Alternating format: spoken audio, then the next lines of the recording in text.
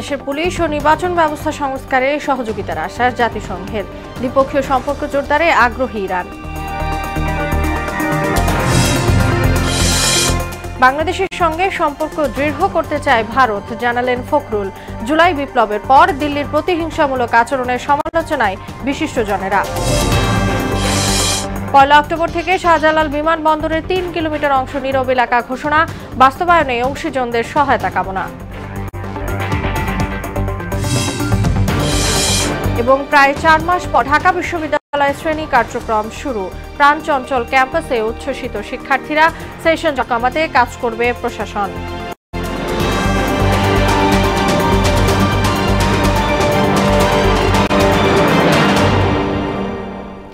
আসসালামু আলাইকুম, সবাইকে মোহনা সংবাদে স্বাগত। শুনছিলেন শিরোনাম, সঙ্গে আছি তাসনুবা বিনতে তাহের। এবার বিস্তারিত। বাংলাদেশের পুলিশ ও নির্বাচন ব্যবস্থা সংস্কারে সহযোগিতার আশ্বাস দিয়েছে জাতিসংঘ। রাজধানীর তেজগাঁওয়ে প্রধান উপদেষ্টা প্রফেসর মোহাম্মদ ইউনূসের সঙ্গে বৈঠকে এমন আশ্বাস দেন বাংলাদেশে নিযুক্ত জাতিসংঘের আবাসিক সমন্বয়ক গোয়েন লুইস। বৈঠকে দুর্নীতি, বন্যা, রোহিঙ্গা সংকট এবং জুলাই আগস্টের হত্যাকাণ্ডের বিষয়ও উঠে আসে। প্রধান উপদেষ্টা বলেন, বিপ্লব ও পরবর্তী সময়টি গোটা জাতির জন্য সবচেয়ে বেশি ঐক্যের মুহূর্ত। তার সরকারের প্রধান কাজ ছিল প্রত্যেকের জন্য একটি উদাহরণ স্থাপন করা। এটি দেশের অর্থনৈতিক সংস্কার এবং প্রতিটি প্রতিষ্ঠান ঠিক করার একটি দুর্দান্ত সুযোগ। এদিকে ইরানের রাষ্ট্রদূত মানসুর চাভশির সঙ্গেও বৈঠক করেন প্রফেসর মোহাম্মদ ইউনূস। এতে দ্বিপক্ষীয় সম্পর্ক আরও জোরদার করা নিয়ে আলোচনা হয়। বাংলাদেশের সঙ্গে সম্পর্ক দৃঢ় করতে চায় ভারত। প্রতিবেশী দেশটির হাই কমিশনার প্রণয় ভার্মার সঙ্গে বৈঠক শেষে একথা জানালেন বিএনপি মহাসচিব মির্জা ফখরুল ইসলাম আলমগীর। এদিকে জাতীয় প্রেস ক্লাবে এক সেমিনারে বিএনপির স্থায়ী কমিটির সদস্য হাফিজ উদ্দিন আহমদ বলেছেন, গণতন্ত্র হত্যাকারী আওয়ামী লীগের রাজনীতি করার অধিকার নেই। সুরাইয়া মুনির রিপোর্ট। রাজধানীতে বিএনপি চেয়ারপারসনের রাজনৈতিক কার্যালয়ে ঢাকায় নিযুক্ত ভারতের হাই কমিশনার প্রণয় ভার্মার সঙ্গে বৈঠক করেন বিএনপির মহাসচিব মির্জা ফখরুল ইসলাম আলমগীর। পরে সংবাদ সম্মেলনে তিনি বলেন, বৈঠকে ভারত বাংলাদেশ সম্পর্ক সুদৃঢ় করা সহ সীমান্ত হত্যা বন্ধ, পানি সমস্যা, রাষ্ট্রীয় নিরাপত্তা সমস্যা নিয়ে আলোচনা হয়েছে। সমস্যা সমাধানের চেষ্টা চলছে বলেও জানান ফখরুল। এছাড়া দলটির সঙ্গে রাজনৈতিক সম্পর্ক সুদৃঢ় করার বিষয়েও কথা হয়েছে বলে জানান তিনি। ভারত বাংলাদেশের মধ্যে যে আপনার সম্পর্ক, সেই সম্পর্ককে আরো কিভাবে গভীর করা যায়, দৃঢ় করা যায়, সে বিষয়ে আলোচনা হয়েছে। আমাদের যে সমস্যাগুলো রয়েছে ভারতের সঙ্গে বাংলাদেশের, আমরা সেই বিষয়গুলো তুলে ধরেছি। আমরা আমাদের পানি সমস্যার কথা বলেছি এবং সেগুলো দ্রুত সমাধান হওয়া দরকার, সেই কথাগুলো বলেছি। আমাদের সীমান্তে হত্যা বন্ধ করার প্রয়োজন, সে কথাগুলো আমরা তাদেরকে বলেছি।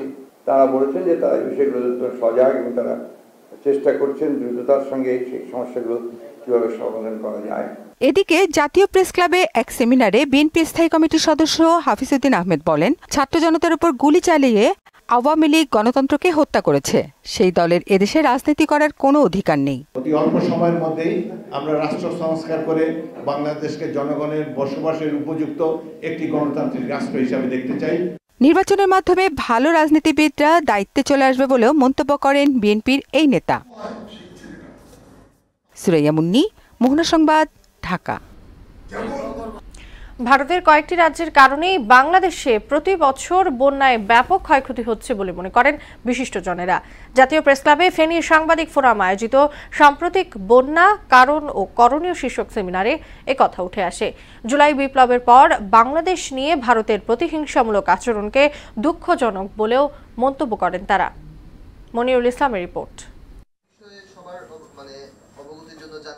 দেশের 11 জেলায় সাম্প্রতিক বন্যার তিক্ত অভিজ্ঞতা নিয়ে গোলটেবিল বৈঠক করে ঢাকাস্থ ফেনী সাংবাদিক ফোরাম। বিশেষজ্ঞদের সমন্বয়ে আলোচনা হয় বন্যার কারণ এবং করণীয় নিয়ে। মূল প্রবন্ধ উপস্থাপন করেন বিশিষ্ট পরিবেশ বিজ্ঞানী ডক্টর আহমদ কামরুজ্জামান মজুমদার।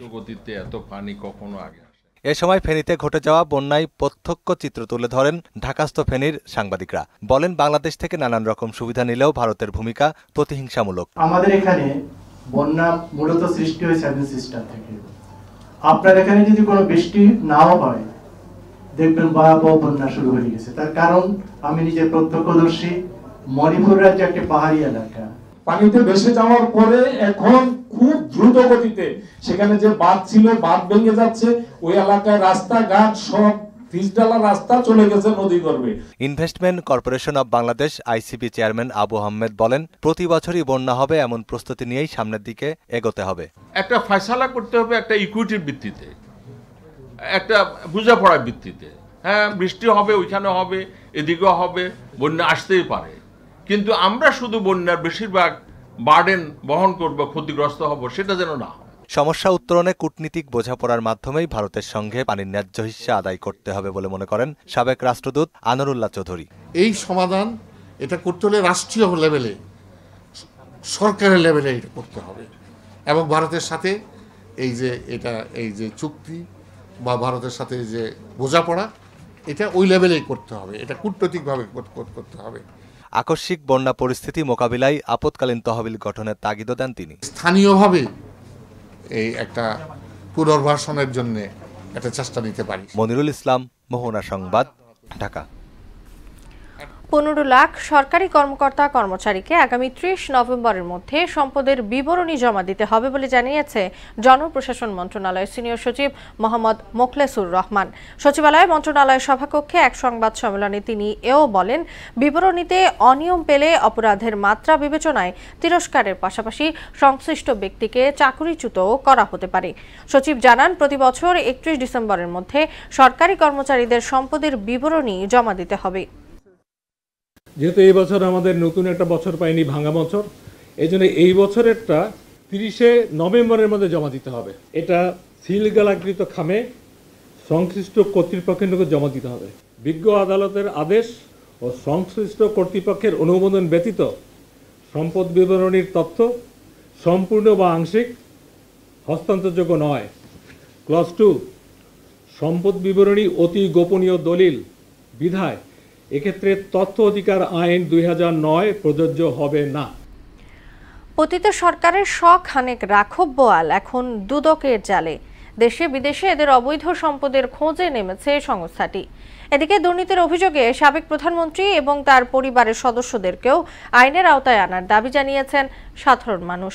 আর পতিত সরকারের দুর্নীতি অনুসন্ধানে অন্তর্বর্তী সরকার রাজনৈতিক চাপ মুক্ত থেকে কাজ করবে বলে আশা করছেন দুদকের পাবলিক প্রসিকিউটর। আরও জানাচ্ছেন রেজা খান। আওয়ামী লীগ সরকারের নজিরবিহীন দুর্নীতি আর দুঃশাসনের বিরুদ্ধে জেগে ওঠে ছাত্র জনতা। অবিশ্বাস্য গণ অভ্যুত্থানে পতন হয় ফ্যাসিবাদী সরকারের। এরপর একে একে বেরিয়ে আসতে থাকে পতিত সরকারের মন্ত্রী, এমপি ও আমলাদের দুর্নীতির ফিরিস্তি। এরই মধ্যে দুদকের অনুসন্ধানের তালিকায় আছে প্রায় 100 প্রভাবশালীর নাম।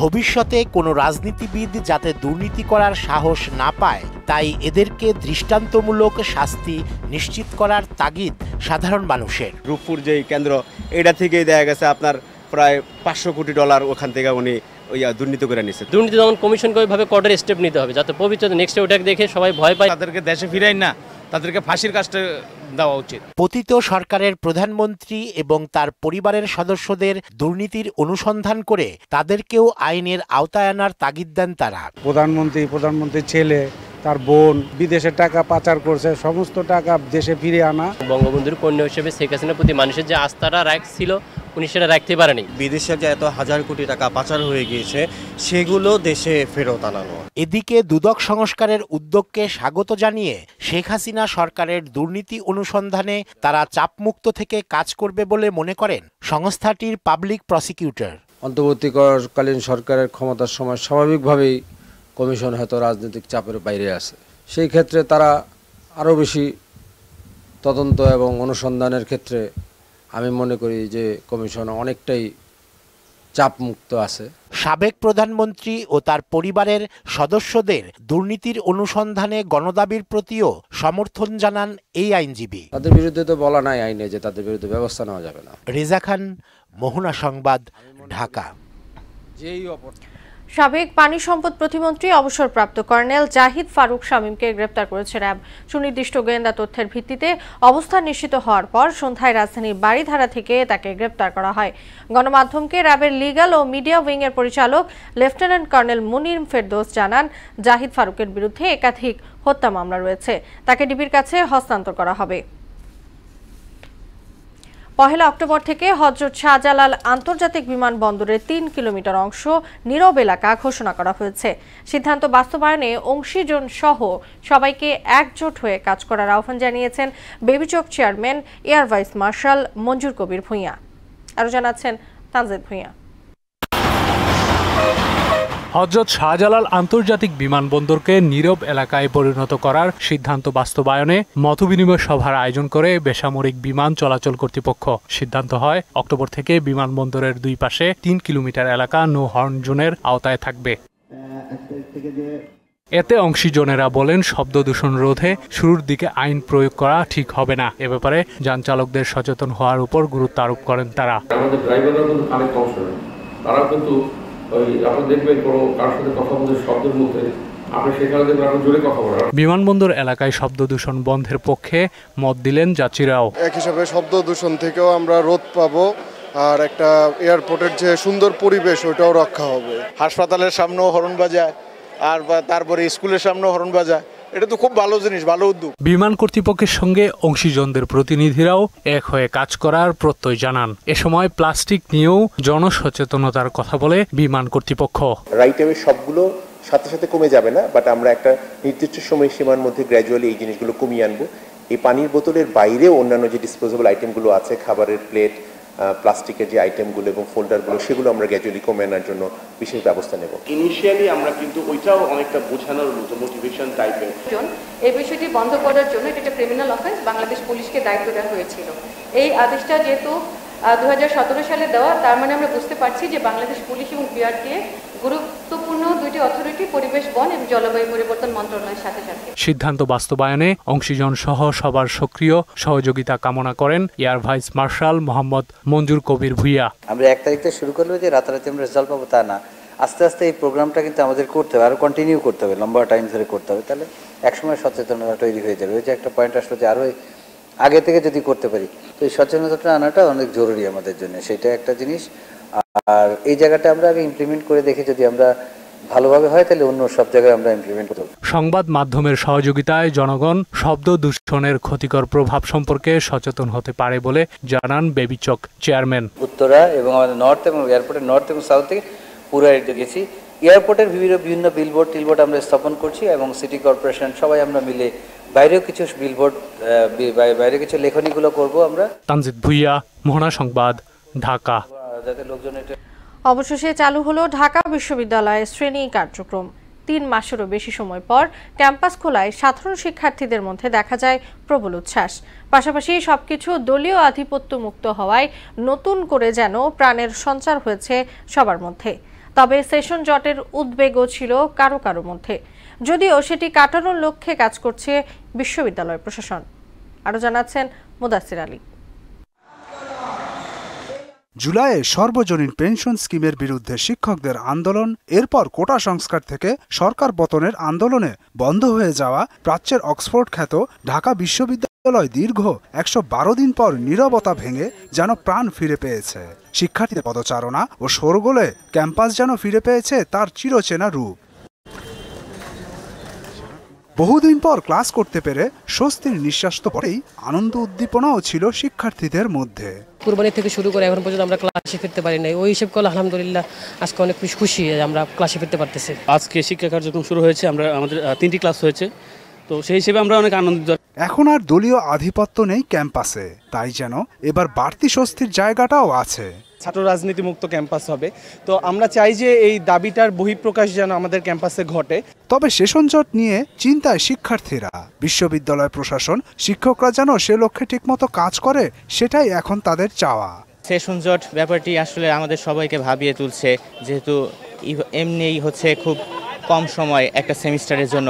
টিচাররা আমাদেরকে আশ্বাস দিয়েছেন যে না, তারা ক্লাস শর্ট করে হোক বা আমাদের টপিক কমায় দিয়ে হোক, তারা শেষ করে দিবে। সেশন জট কাটাতে শিক্ষকদেরও রয়েছে পরিকল্পনা, এমনটাই জানান সামাজিক বিজ্ঞান অনুষদের dean professor Rasheda Ishrat Nasir. Corona আমাদেরকে কষ্ট দিয়েছে, কিন্তু সাথে অনেক কিছু শিখিয়েও দিয়ে গেছে। তো সেই সময় আমরা যে মেকানিজমগুলো ধরেছিলাম, চিন্তা ভাবনা করেছিলাম, ওগুলিরই কিছু কিছু ক্ষেত্রে বিশেষে অনুসরণ করতে হবে, যাতে আমরা এই জিনিসটাকে কার্টেল করে সময় বাঁচিয়ে আমরা নির্দিষ্ট বা অভিষ্ট লক্ষ্যে পৌঁছাতে পারি। তবে বিশ্ববিদ্যালয় খুললেও প্রথম বর্ষে শিক্ষা কার্যক্রম শুরু হচ্ছে 30 সেপ্টেম্বর। মুদাসির আলী, মোহনা সংবাদ, ঢাকা। পেট্রোবাংলার চেয়ারম্যান জনেন্দ্রনাথ সরকারের অপসারণ সহ 2 দাবিতে মানববন্ধন করেছেন রাষ্ট্রায়ত্ত সংস্থা gas transmission company limited GTCL কর্মকর্তা কর্মচারীরা। আগারগাঁওয়ে সংস্থার প্রধান কার্যালয়ের সামনে মানববন্ধনে বক্তারা বলেন, গ্যাস সরবরাহের চুরির অংশ সিস্টেম লসের নামে অন্যায়ভাবে GTCL এর উপর চাপিয়ে দেওয়ার ষড়যন্ত্র চলছে। এটি প্রতিহত করার পাশাপাশি চাপিয়ে দেওয়া সকল বৈষম্যমূলক অর্গানোগ্রাম দ্রুত সংস্কার করতে হবে।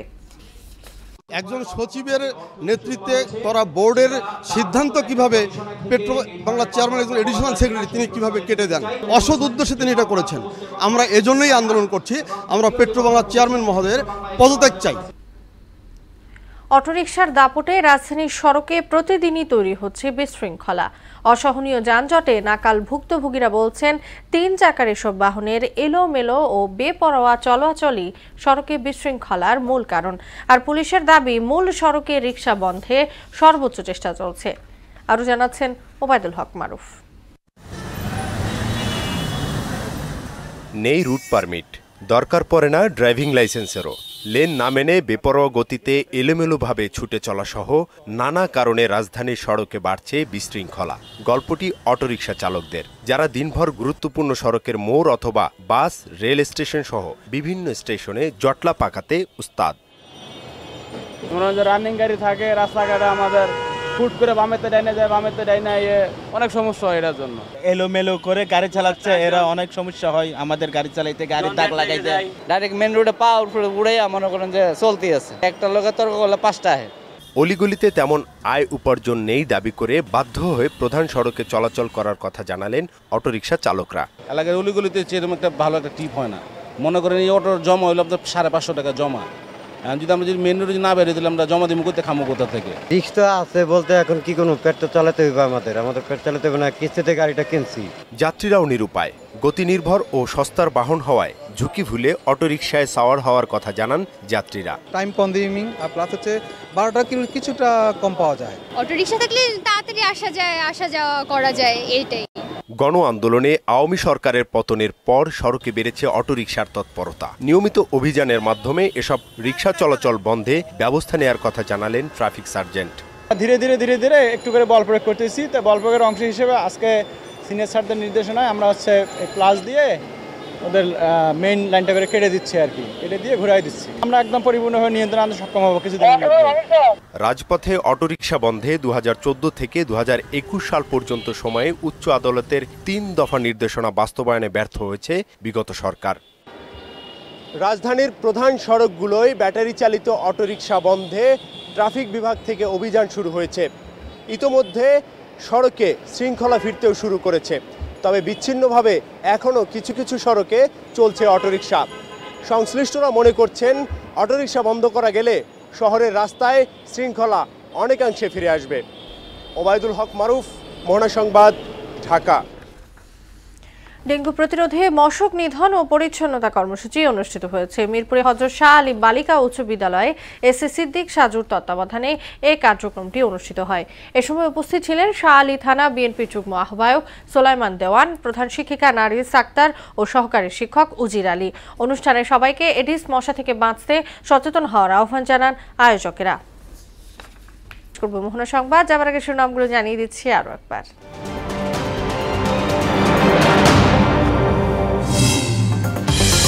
দেশে পুলিশ ও নির্বাচন ব্যবস্থা সংস্কারে সহযোগিতার আশ্বাস জাতিসংঘের। দ্বিপক্ষীয় সম্পর্ক জোরদারে আগ্রহী ইরান। বাংলাদেশের সঙ্গে সম্পর্ক দৃঢ় করতে চায় ভারত, জানালেন ফখরুল। জুলাই বিপ্লবের পর দিল্লির প্রতিহিংসামূলক আচরণের সমালোচনায় বিশিষ্টজনরা। 1 অক্টোবর থেকে শাহজালাল বিমানবন্দরের 3 কিলোমিটার অংশ নীরব এলাকা ঘোষণা, বাস্তবায়নে অংশীজনদের সহায়তা কামনা। এবং প্রায় 4 মাস পর ঢাকা বিশ্ববিদ্যালয়ের শ্রেণী কার্যক্রম শুরু, প্রাণচঞ্চল ক্যাম্পাসে উচ্ছ্বসিত শিক্ষার্থীরা, সেশন জট কমাতে কাজ করবে প্রশাসন। এই ছিল মোহনা সংবাদে। পরবর্তী সংবাদ রাত 12টায়। মোহনার সবশেষ খবর জানতে ভিজিট করুন www.mohana.tv। সংবাদ দেখতে পান ফেসবুক ও ইউটিউবেও। এতক্ষণ সঙ্গে থাকার জন্য সবাইকে ধন্যবাদ।